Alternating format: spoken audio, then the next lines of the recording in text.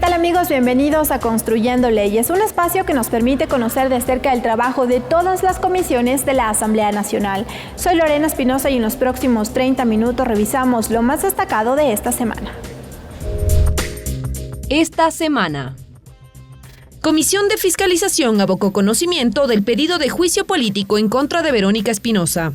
Comisión de Participación Ciudadana investiga sobre transparencia del proceso electoral anterior. Comisión Ocasional de Niñez premió a las ganadoras del concurso Conociendo Nuestros Derechos. Las observaciones recogidas en la Comisión de Justicia por parte de la sociedad civil en el marco de las mesas técnicas de la Estrategia por un Ecuador de Transparencia servirán como insumos para reformar leyes que estén vinculadas a la lucha contra la corrupción. Hay que primero analizar acuerdos con organismos internacionales y conocer la realidad de la región. Fue uno de los criterios expuestos por Andrea Agudelo de la iniciativa STAR.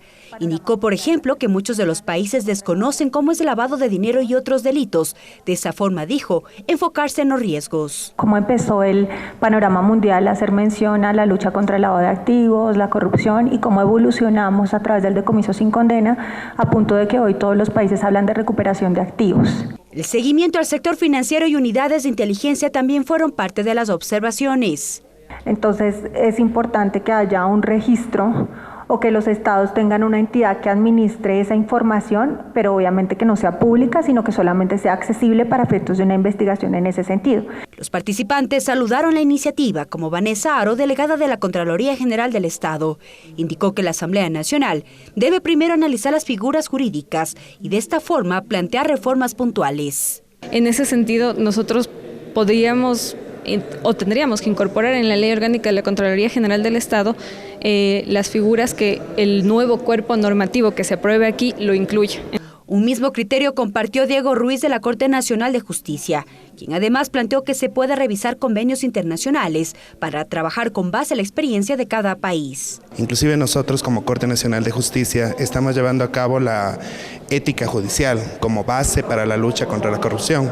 Por eso estamos interesados en que las normas nos acompañen, que las leyes se transformen para lograr esa verdadera lucha contra la corrupción. Los insumos recogidos durante las mesas de trabajo serán parte de las reformas a varios cuerpos legales, precisó el primer vicepresidente de la Asamblea, César Solórzano. La idea es que todos los aportes que tienen las distintas instituciones sean recogidos y sean tramitados obviamente por la Comisión de Justicia para luego ser presentados en una sola ley. Cabe señalar que en la lucha contra la corrupción, la Asamblea Nacional suscribió un convenio interinstitucional con la Secretaría Anticorrupción a fin de impulsar la certificación ISO 37001 antisoborno y la creación de una oficina técnica.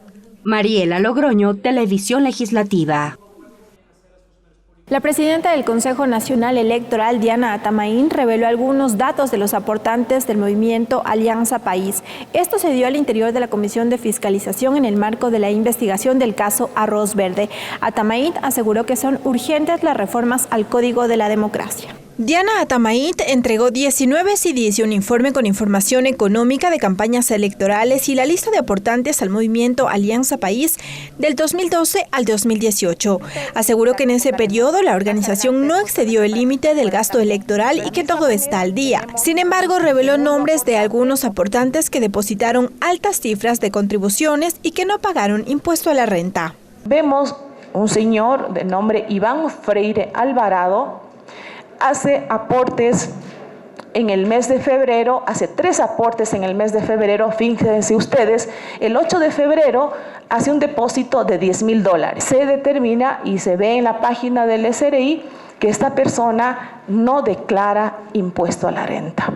De la misma manera, encontramos y nos llama la atención los aportes de la señora Micaela Leger Alarcón. Se revisa y se hace el cruce de cuentas con el SRI y esta señora tampoco declara impuesto a la renta hasta la fecha, declaración 0. Pero este nombre a nosotros también nos llama la atención porque esta señora consta dentro de la investigación de los documentos, de los papeles de Panamá. Aclaró que las atribuciones del CNE no permiten realizar un control exhaustivo de posibles irregularidades en el manejo de los fondos, por lo que dijo es urgente una reforma al Código de la Democracia que permita ampliar las funciones y atribuciones de la institución.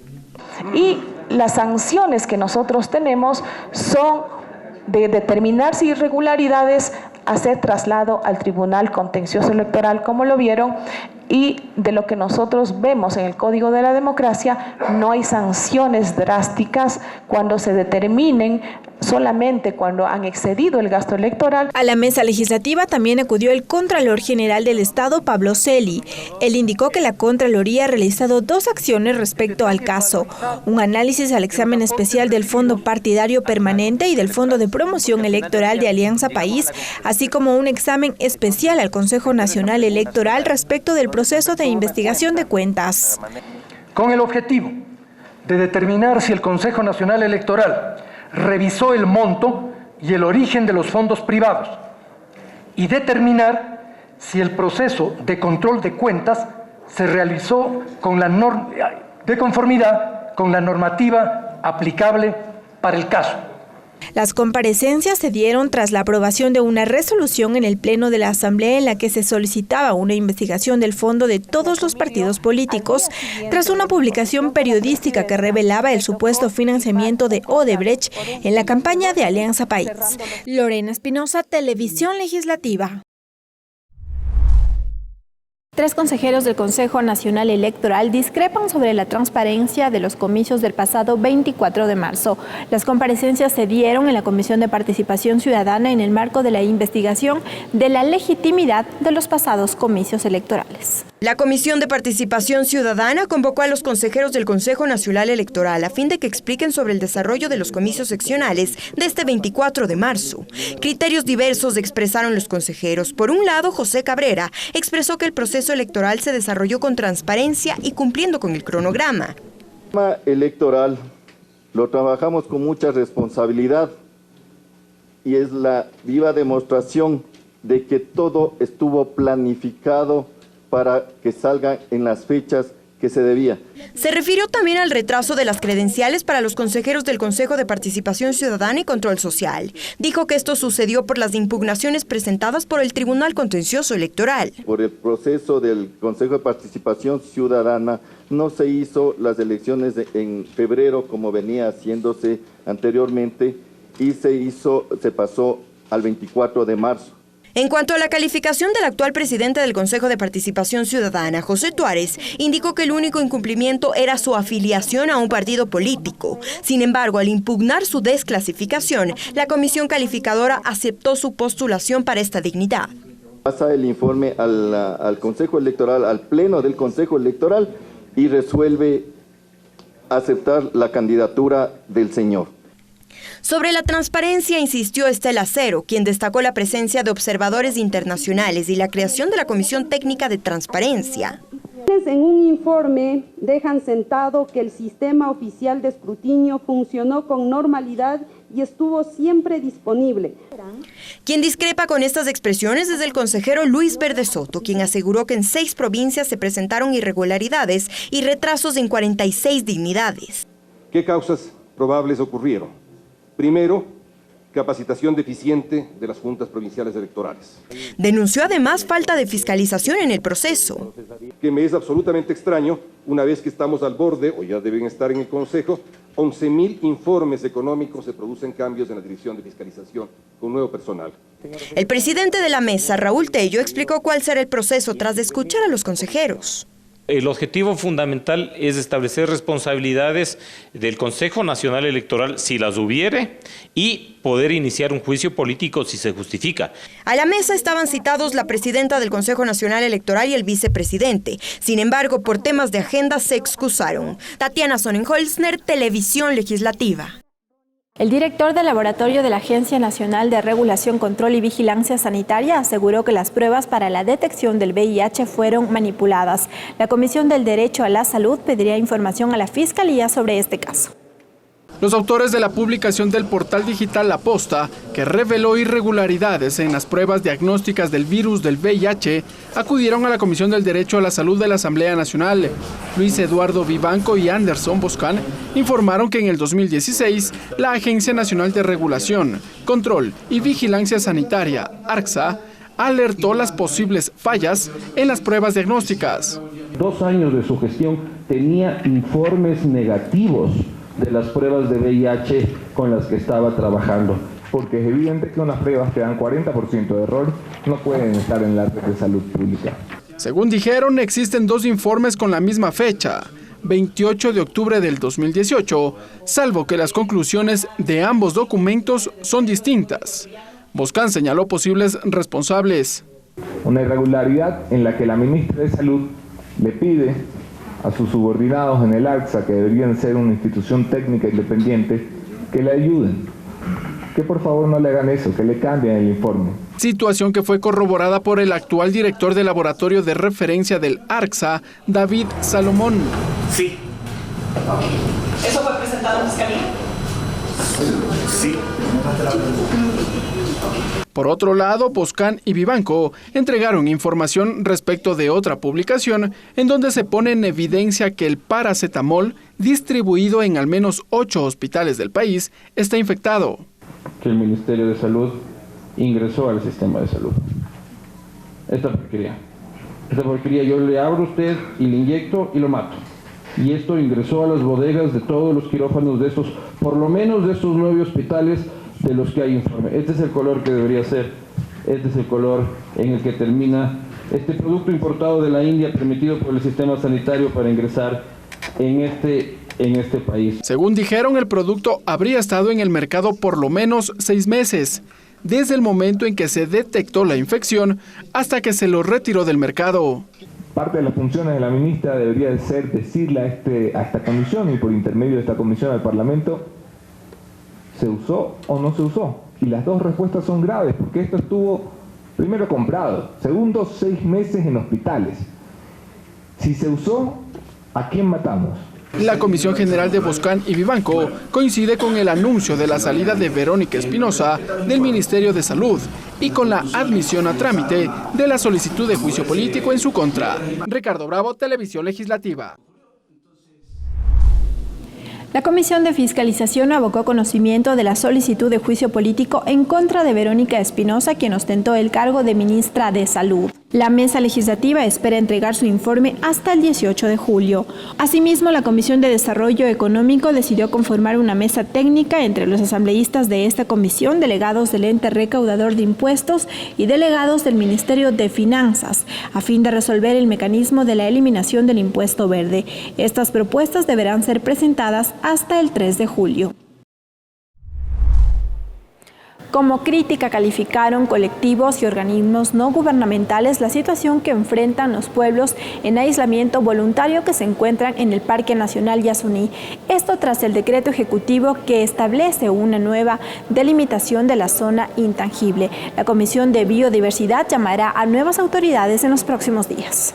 El 21 de mayo entró en vigencia el decreto ejecutivo 751, que establece una nueva delimitación de la zona intangible Tagaere y Taromenane para los pueblos no contactados del Yasuní, que alcanza 818.501 hectáreas. Antes del decreto, la zona intangible ocupaba 758.051 hectáreas. La nueva delimitación, según el decreto firmado por el presidente Lenín Moreno, se ubica en las parroquias de Cononaco y Nuevo Rocafuerte, Cantón Aguarico, Inés Anrango, Cantón Orellana, provincia de Orellana, y Parroquia Curaray, Cantón Arajuno, provincia de Pastaza. Este documento presidencial para las organizaciones y colectivos no gubernamentales atentaría contra el hábitat y seguridad de los denominados pueblos en aislamiento voluntario. Gabriela Ruales, del colectivo de Geografía Crítica del Ecuador, expuso lo que ocurre en las zonas. Lo que encontramos son afectaciones de ruido, afectaciones de contaminación ambiental y todas las variables que encontramos de afectación está obviamente afectando a estos pueblos. A este criterio se sumó Esperanza Martínez de Acción Ecológica, quien recordó la consulta popular de febrero del 2017 sobre la pregunta: ¿está usted de acuerdo en incrementar la zona intangible en al menos 50.000 hectáreas y reducir el área de explotación petrolera autorizada por la Asamblea Nacional en el Parque Nacional Yasuní de 1.030 hectáreas a 300 hectáreas? Una acción que quedó en letra muerta según el especialista. No se está cumpliendo porque la principal amenaza para los pueblos aislados está dada en el extremo oriental sur de la zona intangible. ¿Pero qué decir de la declaratoria de interés nacional en el Parque Nacional Yasuní? ¿Hay seguimiento? Fue uno de los cuestionamientos de Roberto Narváez, antropólogo, quien señaló que partiendo desde este tema, no hay un debido control por parte de la Asamblea. Es una declaratoria que está vulnerando los derechos y sobre todo la capacidad de reproducción social y biológica de estos pueblos. Esta observación fue acogida por la Comisión de Biodiversidad. Su presidente Alberto Zambrano indicó que las mismas instituciones que deberían remitir la información no lo cumplen y eso limita el seguimiento. Que tienen que mandar semestralmente, el Ejecutivo tiene que hacer llegar con los tiempos precisos, pero lamentablemente no se ha estado dando. La próxima semana la Comisión de Biodiversidad convocará a los ministros de Ambiente y de Recursos Naturales No Renovables para que expliquen el alcance del decreto y las razones que motivó su aplicación. Mariela Logroño, Televisión Legislativa. Trabajar en iniciativas que generen empleo fue el compromiso del presidente de la Asamblea Nacional, César Litardo, con representantes de sindicatos, asociaciones, dirigentes de trabajadores y jubilados. Esto en el marco de la mesa de diálogo con este sector y la Comisión de los Derechos de los Trabajadores. La Comisión de los Derechos de los Trabajadores organizó un taller de diálogo con diferentes sectores de los trabajadores públicos y privados del país, con el fin de escuchar las problemáticas por las que atraviesa este sector. El titular del Parlamento, César Litardo, acudió al evento y se comprometió en que la Asamblea Nacional debatirá propuestas que busquen generar empleo justo y digno para los ecuatorianos. Creo que hay que generar un compromiso. Esta Asamblea deberá trabajar en las propuestas que busquen ese camino, pero hay un compromiso claro de que ninguna de estas propuestas puede estar en contra de los beneficios ya alcanzados por ustedes. Mencionó que es importante que los esfuerzos deben nacer entre todos y además de potenciar el tema laboral, se debe reforzar el desarrollo productivo.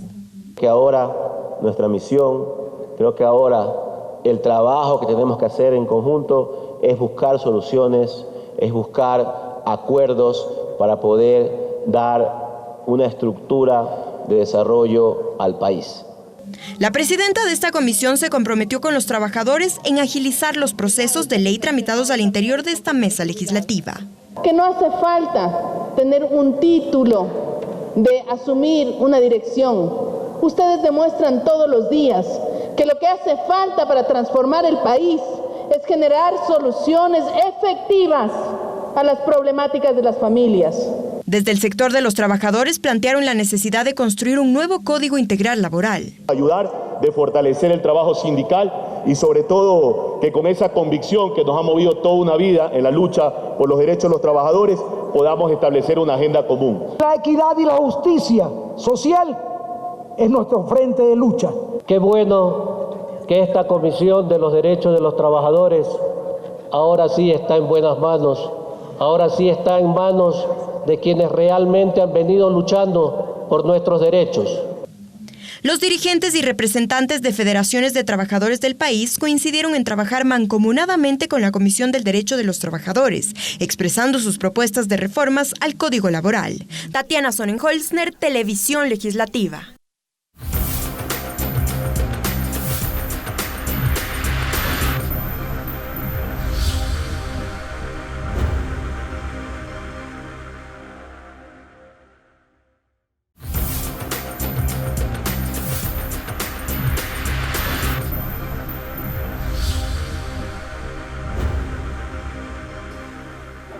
Seguimos con más de Construyendo Leyes y les contamos que esta semana las máximas autoridades de la Asamblea Nacional junto con los presidentes de las comisiones realizaron un taller de trabajo para definir una agenda parlamentaria consensuada para los próximos 2 años que resta de este periodo legislativo. Para ello ya me acompaña la asambleísta Ana Belén Marín, primera vocal del Consejo de Administración Legislativa. Asambleísta, gracias por este espacio. Coméntanos ¿hacia dónde va encaminada esta agenda parlamentaria estos próximos 2 años? Bueno, primero un cordial saludo. Nosotros como miembros del Consejo de Administración Legislativa, de manera conjunta con los presidentes y vicepresidentes, hemos tenido una jornada muy importante que va encaminada en 4 ejes de trabajo y que estos 4 ejes de trabajo tienen un enfoque de fortalecernos a nivel territorial, de construir una agenda legislativa y también una agenda de fiscalización que evidentemente se va construyendo en el camino por casos fortuitos que se van presentando. pero que si nosotros tenemos ya en mente 2 casos que lo estamos llevando en este momento en la Comisión de Fiscalización, tenemos que cumplir con los tiempos y tenemos que también considerar estos tiempos para la construcción de la agenda legislativa. Y esto, lograrlo para que la ciudadanía logre en nosotros tener y recuperar esa confianza que lamentablemente se ha ido diluyendo en la sociedad y que por acciones u omisiones, sean o no sean de la Asamblea Nacional, somos los responsables, los asambleístas. Y eso me parece también importante cuando hablamos de los 4 ejes, porque si estás en el territorio puedes ir aclarando también ciertas dudas y alguna desinformación que está en los medios a nivel territorial. Precisamente, asambleísta, el primero y el 4 eje habla sobre representación política y el fortalecimiento institucional. ¿Cómo lograr que la gente confíe en lo que está trabajando la Asamblea? Que primero conozca que aquí se construyen leyes y que esas leyes tienen beneficiarios. El eslogan de esta agenda ha sido leyes para el bienestar ciudadano. ¿Cómo acercar precisamente a los ciudadanos a que conozcan y se enteren del trabajo que hace la Asamblea y por ende confíen en los parlamentarios?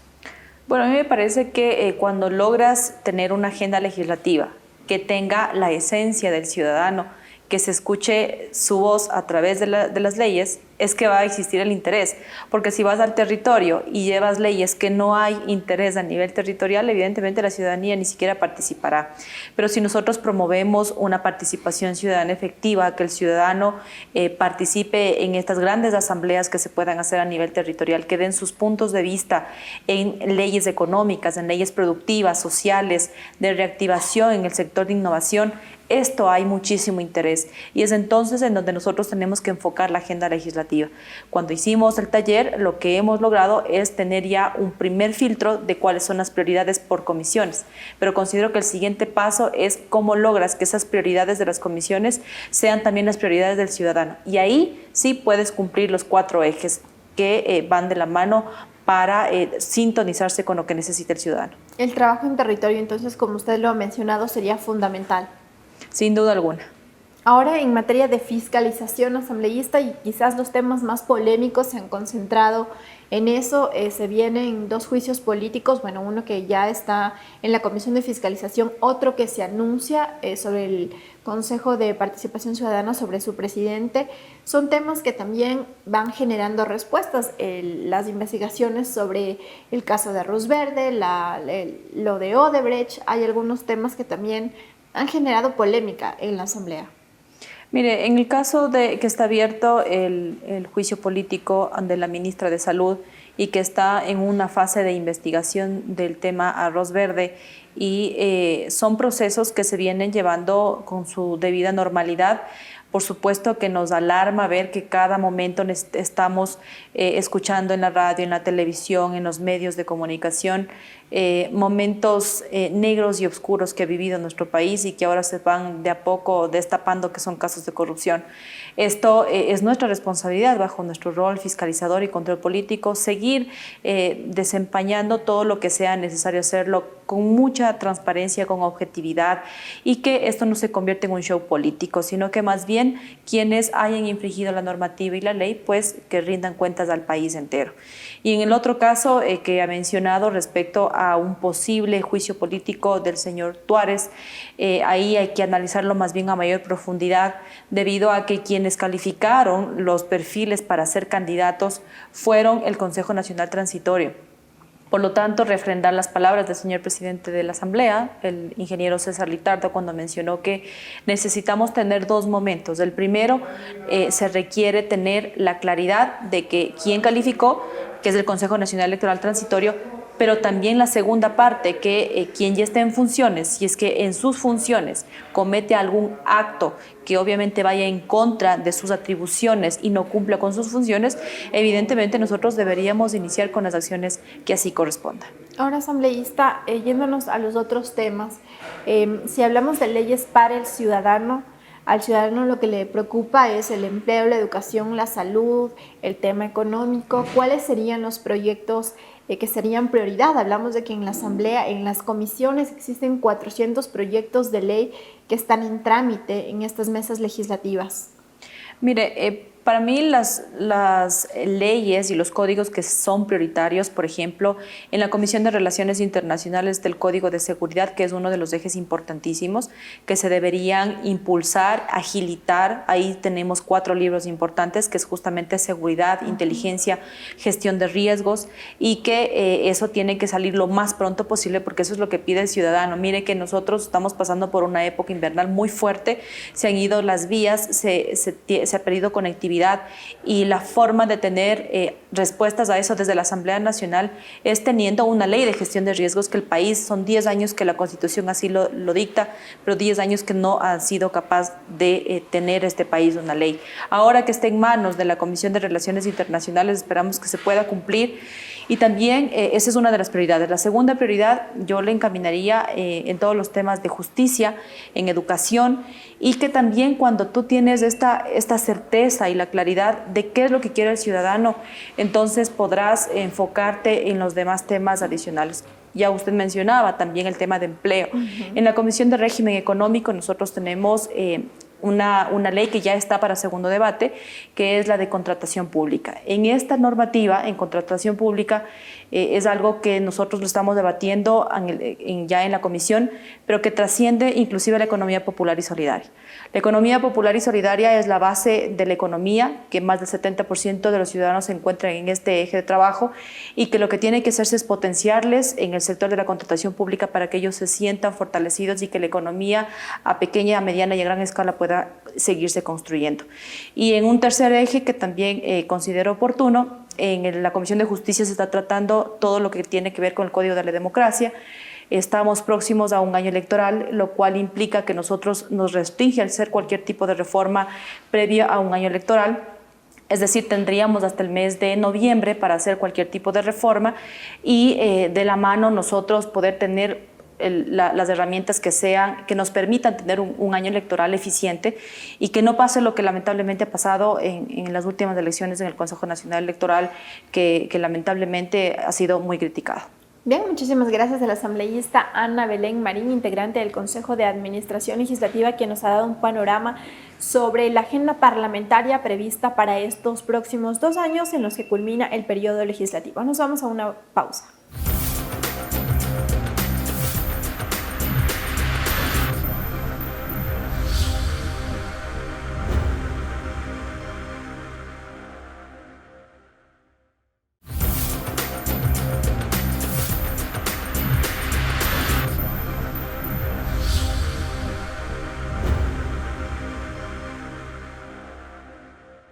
Seguimos con más de Construyendo Leyes y ahora revisamos el trabajo de las comisiones ocasionales. Exfuncionarios del Ministerio de Transporte y Obras Públicas piden que se les cancele sus incentivos por jubilación. La mañana de este jueves, la Comisión Ocasional de Jubilado recibió una propuesta de ley que busca el pago de sus haberes pendientes. Más de 1.400 dibujos participaron en el concurso Conozcamos Nuestros Derechos, organizado por la Comisión Ocasional de la Niñez, para conocer qué piensan los niños acerca de sus derechos y responsabilidades. Esta mesa firmó una carta con varios organismos con el fin de dar seguimiento al proyecto de Código de la Niñez. Bien, y así concluimos esta emisión, amigos, pero recuerden que ustedes pueden seguir de cerca el trabajo de todas las comisiones a través de sus cuentas de Twitter. Hasta la próxima.